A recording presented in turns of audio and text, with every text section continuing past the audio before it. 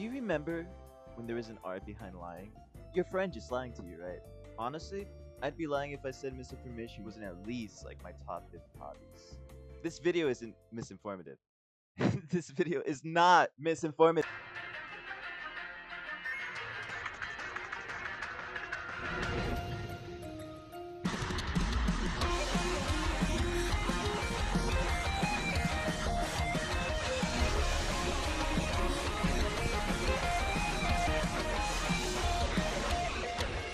Hello, Internet! Welcome to Project 2. Theory. Hopefully that was a really cool bit. Thank you, Josh. So, sticking on the topic of misinformation, I would say that we've entered this huge kind of like Cambrian explosion of the digital age. You know, we're witnessing like both the increasing popularity of social media platforms as well as an unnecessary use of generative AI as companies just like try to struggle to like put it in anything. We have AI on Roblox, by the way, just so you know. If you spend enough time online, you do begin to realize just how easily accessible information has become to us. Yet, at the same time, misinformation and propaganda have never been easier to spread. Now, I'm gonna argue that short form content has become one of the main ways people encounter information online, with platforms like TikTok and Instagram being built around short videos, clips, and posts to deliver these quick bursts of content to keep people scrolling. You know, social media as a whole has such an influence on the way we perceive our news, politics, social issues, as well as just how we understand the world as a whole.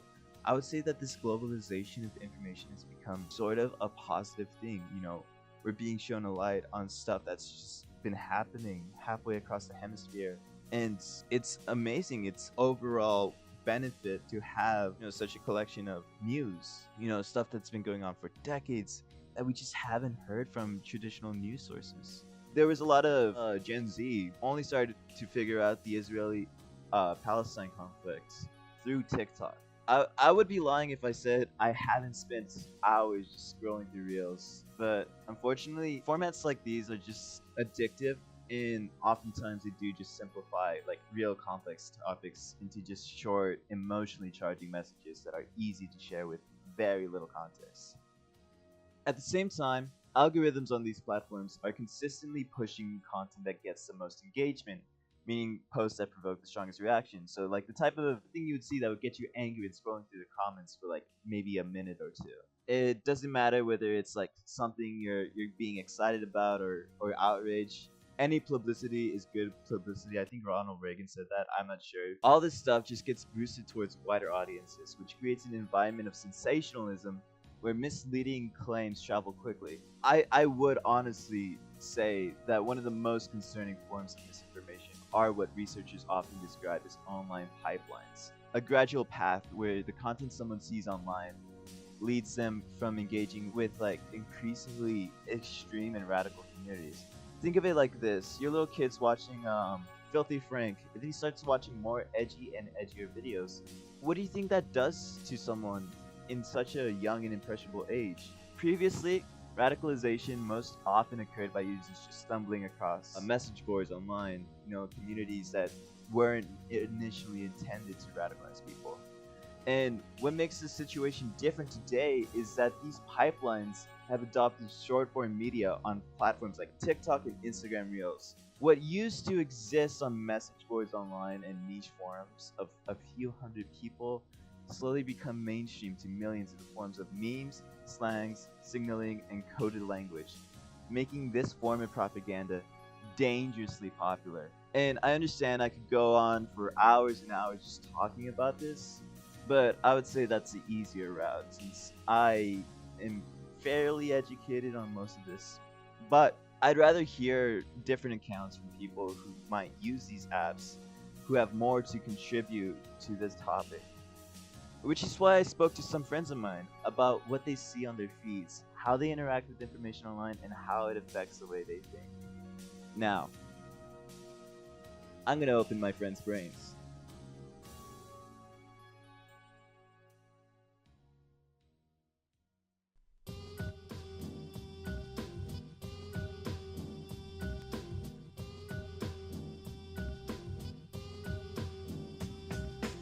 So, I want to ask you guys, Peace.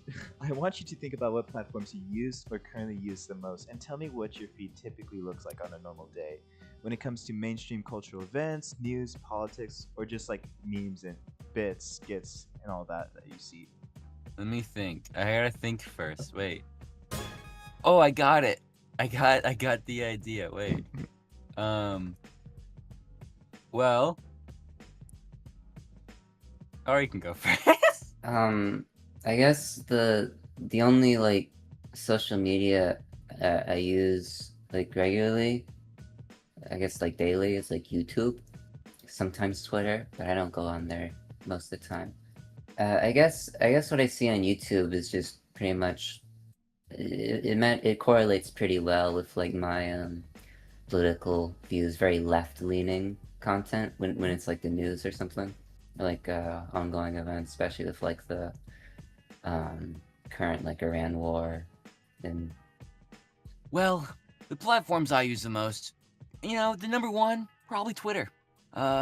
Take that as you will, but for me personally, I'd say it's 50-50. The things I like show up quite frequently, but occasionally browsing the For You section of the website, I'll get things that are new to me and things I have not seen before. And most of these... What? Go ahead. Most of these things, they aren't too political. It's only occasionally where I'll get things that are about current world events or things that are happening elsewhere. But no, yeah, it's just, I don't know, I don't get a lot of politics online unless I'm actively looking for it or something has happened recently that a lot of people are going to be talking about. It's kind of like a double-edged sword, I guess, because, I mean, if you're just constantly being fed what's going on at all times, it's just going to be, I think it's a little redonkulous. Yeah. It's a little ridiculous. You got to have some self, pleasure thrown in there at some point. But it's too much of that. You're just not going to know what the heck's happening anywhere. You're going to be oblivious. And it's good to know what's going on in the world. Yeah. So I guess it'd be best to just balance it yourself. Like, be smart about it. Well, okay, at least for number one, I don't really use social media like that anymore. I used to use like TikTok, but I stopped using that. So it's mainly just Twitter and YouTube. Twitter is probably the worst example you could get for a baseline of like a feed, but I usually just get posts and art and sometimes both. And then you have, the people complaining about nothing, engagement farming, virtue signaling, borderline racist, it is. Yeah. It really depends. There will be some days of the week where I will get just a bunch of news and a bunch of stuff that's about the socio-political climate. There was just a day where I got just a bunch of shit on misogyny, like stuff talking about how engraved misogyny is into American culture. And that was just a day, and then it never really came back. Sometimes it'll be like, it'll be like two splits of like, one, it'll be like stuff about culture and critiques of American society. And then the other half will be stupid avant-garde meme bullshit. That'll be what it is. Number 2. Do you remember posts or trends that catch your attention that are relevant to politics or current events, whether they have informative or satirical tones? When the Epstein files were released, I saw a lot of hubbub around that. But I did see a lot of like memes about the Epstein files that in my eyes were quite unsavory. Mhm. And definitely more satirical tones, definitely not very informative. Yeah. Just people taking what the next big thing and just messing around with it. No. We'll cut that out. Just, So yeah. keep that in. Again, a mix of both. I really get a mix of both. Half the time it'll be like I get the guy who yells in his car a lot. I get him like the black guy. He's like, "Good news! Now you can't buy a home in America! Hooray!" I'll get that guy a lot. I'll get like communist edits. I'll get those sometimes. But usually when I get videos, they're usually like I get stuff from like BBC sometimes. Mhm. Like that level of journalism. Daily Mail pops up a lot. I get a lot of Daily Mail stuff. Like specifically like videos with the those kind of yeah. I don't even remember. I understand that.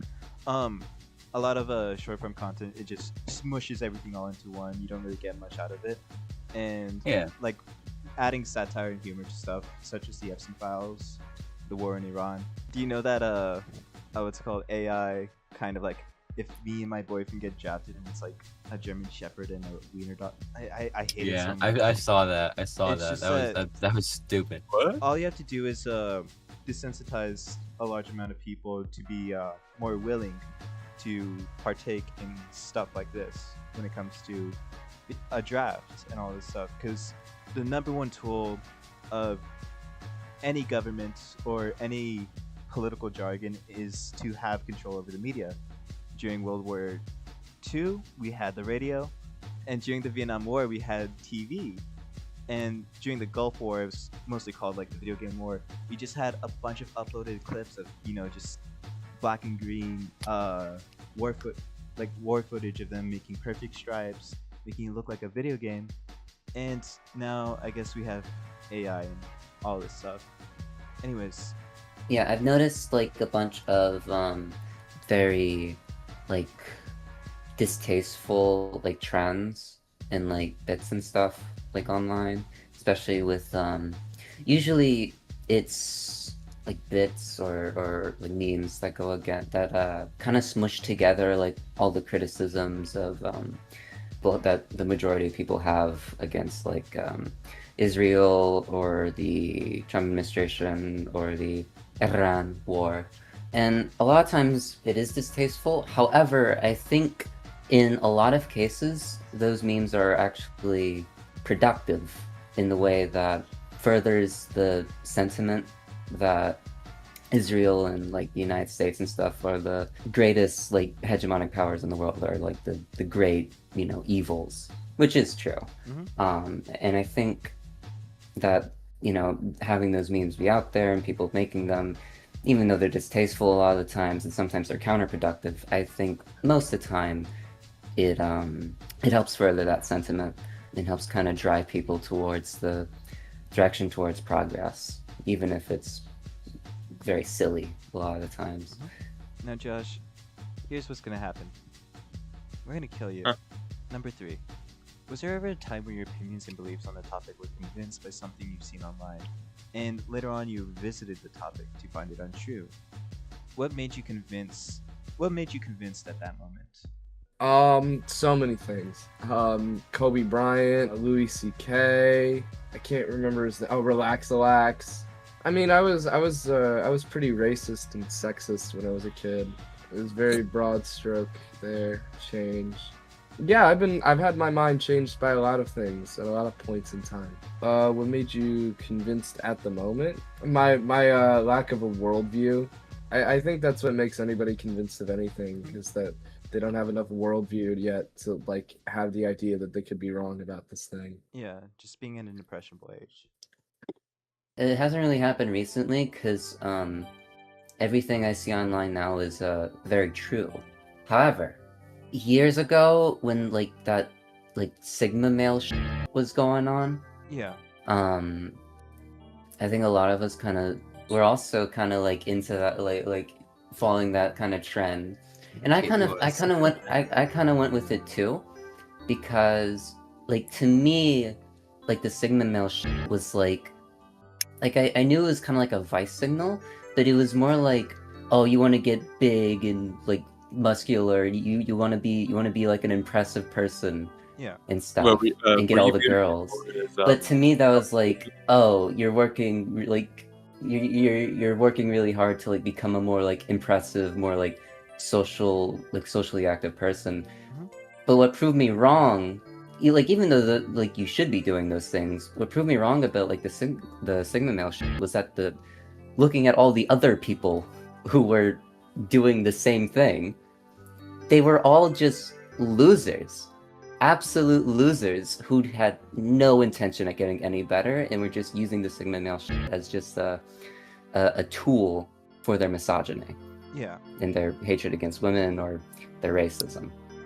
When I was a wee lad, like probably 8 or 9, like really young, I based what I thought about in like really crappy Reddit memes and like live readings. So I was really into like the fucking gamers versus furries, like Russian communism type shit. Reminds And me the only so- reason yeah. that I got into those things was because I didn't know any better, and other people saying that these things were good or what side I should be on was just what I did.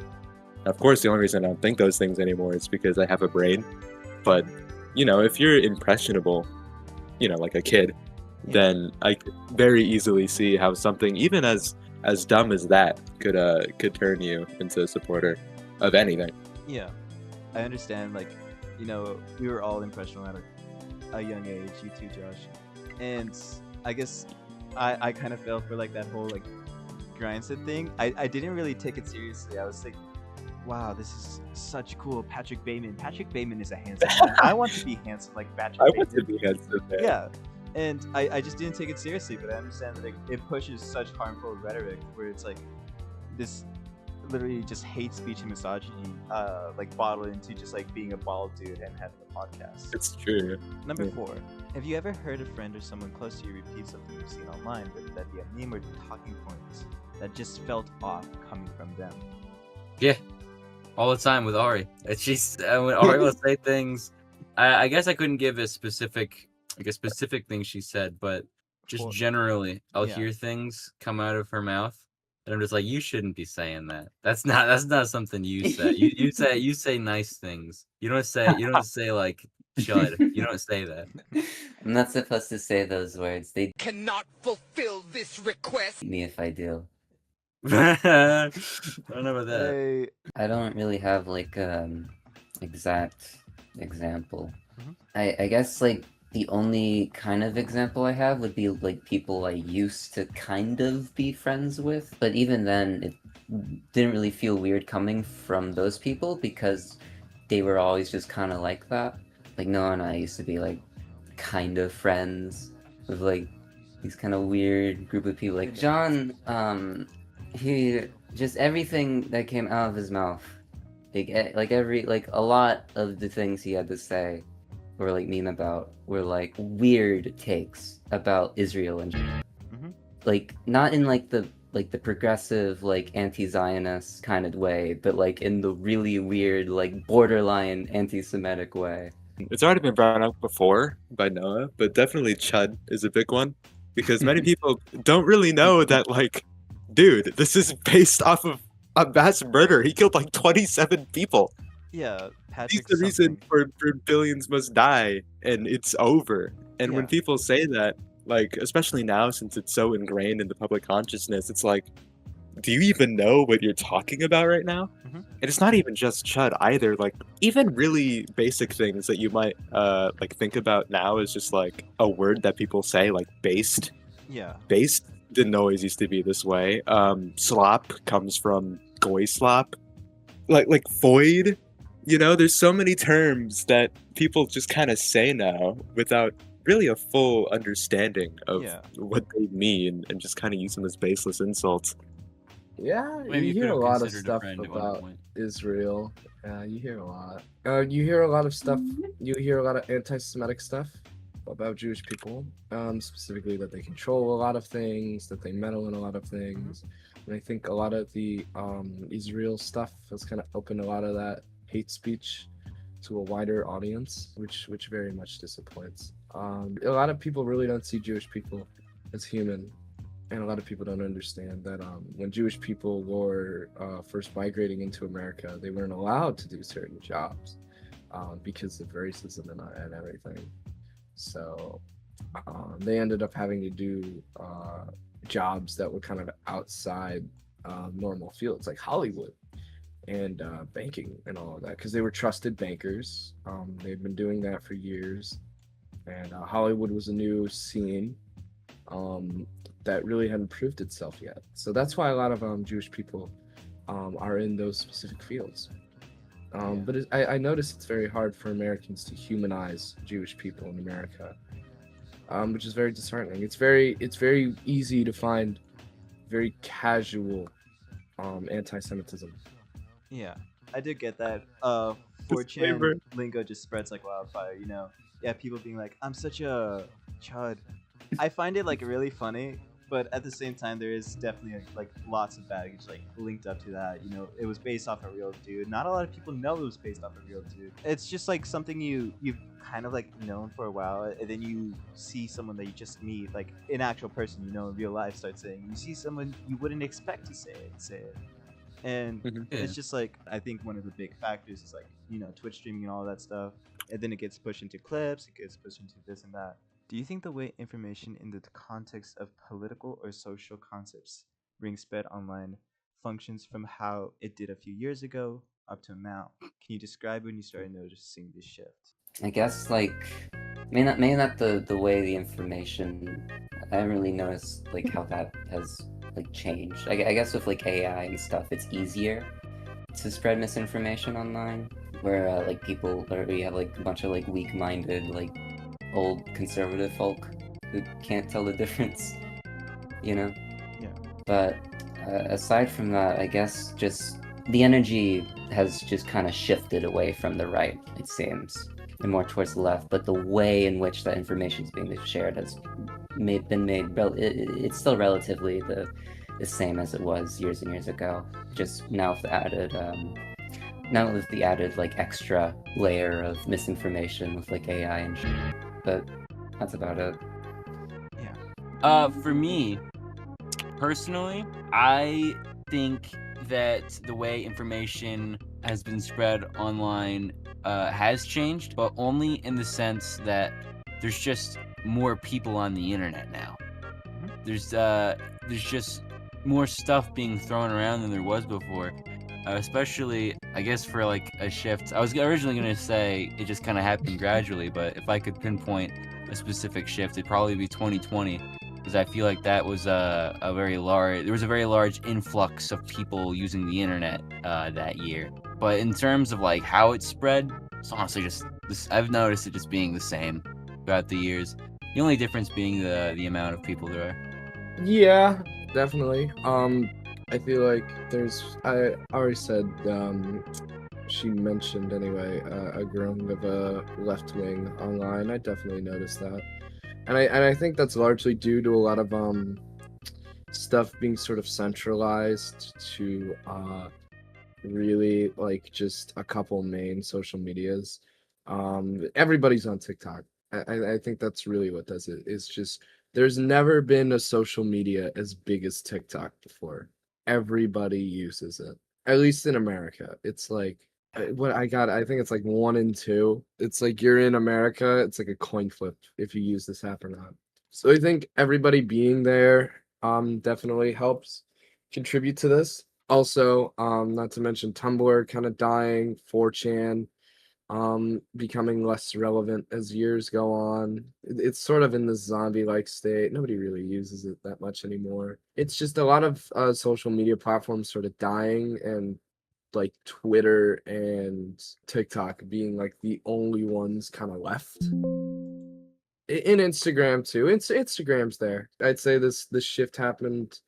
2016 was definitely the turning point online culturally. That was I would say the last year of the old internet. After that, everything changed. Yeah. And I think 2018 was kind of the nail in the coffin for it, where it was 2018 sort of established itself as this is the new status quo. This is how the internet's gonna be forever. And I don't know, there's a certain sadness to that. So yeah, I think a lot of things are viewed in a sort of post-irony phase now. Yeah, long story short, yes, it's changed, but I don't think that's because of the platforms themselves. I think it's because of the cultural context surrounding the platforms. And I think this change started in 2016. It's the long and short of my answer. Thank you. Okay, Josh, go. I can't really speak on like most political concepts because I never was really too invested, but I definitely did notice a shift in 2016, specifically with Donald Trump's presidency. We definitely got a lot of like ironic meme posting about him, and I feel like so much to a point where it actually contributed to his election. Yeah. I feel like just the word being spread about the Home Alone guy being, running for office with his name around it definitely spread to the point where it actually made a substantial difference. In 2012, with like the Obama presidency, yeah, we kind of had memes like that, but it was never like how it was after Trump. And afterwards, more politicians saw the success that Trump had, and they realized, hey, wait a minute, if I get a hold of this internet thing, they'll pick me next. So after that, politicians went out of their way to involve themselves with the internet like they haven't before, so that they could try to at least get a little grasp of popularity, like how Trump ended up doing. That's why there's a very clear divide pre-2016 and post-2016 about how political information gets spread. It's just like a major cultural shift. Katie was right. The apps themselves haven't changed. It's just a cultural context to all of this. We have Donald got her. Trump, thanking most of his success for the second term election to TikTok and all this stuff. And now we have Trump lobbyists that have bought out TikTok, or at least the very least, shareholding like most of it. And it's stressful, really. The blueprints for it though were Obama, during 2008, him having such a rise by being one of few people connected with like the internet and stuff all these days. You had memes about him, the Obama pyramid, all that stuff. So it's just a shift in the tides where a lot of political Obama. power is invested into online spheres. Number 6, do you feel like you're choosing what you see online? Hardly. No, like barely at all. I only use like YouTube and like Twitter sometimes. So like even on like YouTube or something, you have to fight the algorithm to actually get things that you want to see on there. Yeah. I swear to God, I'm having to like constantly clear my watch history because you watch like 1 or 2 videos about something like a video game or whatever, and that's all you get for like the next 2 weeks. It's ridiculous. Like you can kind of choose what you see online, but you don't really. It's really hard. I don't know. Generally, I kind of just stick to what I like, and I kind of ignore things that I don't like. So it's kind of hard for me to have a definitive answer. But I guess it varies from platform to platform for me. Something like Twitter, I'd say I generally get what I want. I choose what I see. On maybe something like Instagram or YouTube, I'm like, what is all this? I don't want this. No, I agree with Ari. No, I don't feel like I get to choose what I see a lot online. I feel like it's just sort of funneled to me in a way. Yeah. For the social medias that I do use, I definitely do think at least I can exercise a little bit of control. Not a crazy amount, but I mean, the algorithms are designed so that you keep watching the things that you like. So, theoretically, you're Yeah. supposed to be able to click not interested, and then you're not interested in that thing. So I recommend you less. Your mileage may vary, but at least for me, it works decently well. And my feed is pretty tailored to my tastes. Like, I don't think anyone else would be getting Beavis and Butthead YouTube poops on their feed. That's a very me thing. Yeah. So at the very least, I can say that I have some control on what I get to see. I understand like not having like a lot of control or like feeling like you don't. I personally do feel like that. There's moments where my feed is just skewed up and it's just like showing me either stuff that I'm not at all interested in, or it just like misunderstands what I want to see, especially on Instagram. You have to clear out your algorithm every other hour. Sometimes something like really messed up or edgy shows up, you have to get rid of it. It's a whole deal, and I feel like a lot of social media platforms make it specifically tough to like hand select your algorithm. Do you think social media is more likely to reinforce assumptions than provide larger narratives? Absolutely. Yeah. Absolutely. It's Uh-huh. designed to be an echo chamber. Well, I think Yeah. it's like I think you've used this analogy earlier. It is a double-edged sword. I think it's a net positive that it provides larger narratives, but at the same time, everyone's voices get skewed up.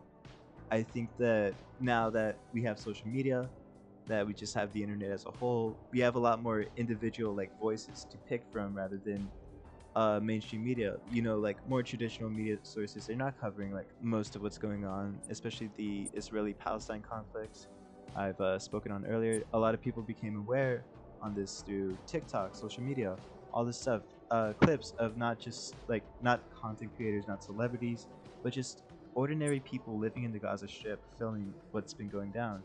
And it's horrible to see, and it's it's charging. And I feel like that's a slight buff on short form content, moving in the right direction. And there's just things that have been going on for decades that haven't been covered until just recently, now that we have such a wide diversity in our media. But at the same time, it can be used negatively, where people can bot farm and just push a lot of hateful rhetoric. That it? Yeah. Thanks. I would say, in conclusion, there's a lot of nuance when it comes to like stuff online. Things can definitely impact you for the worse. There are especially dark spaces that you can find. Sigma Mindset, Lux Maxing, the whole Manosphere stuff with Andrew Tate, the guy that uses the Viagra water. No, it's just a whole ordeal.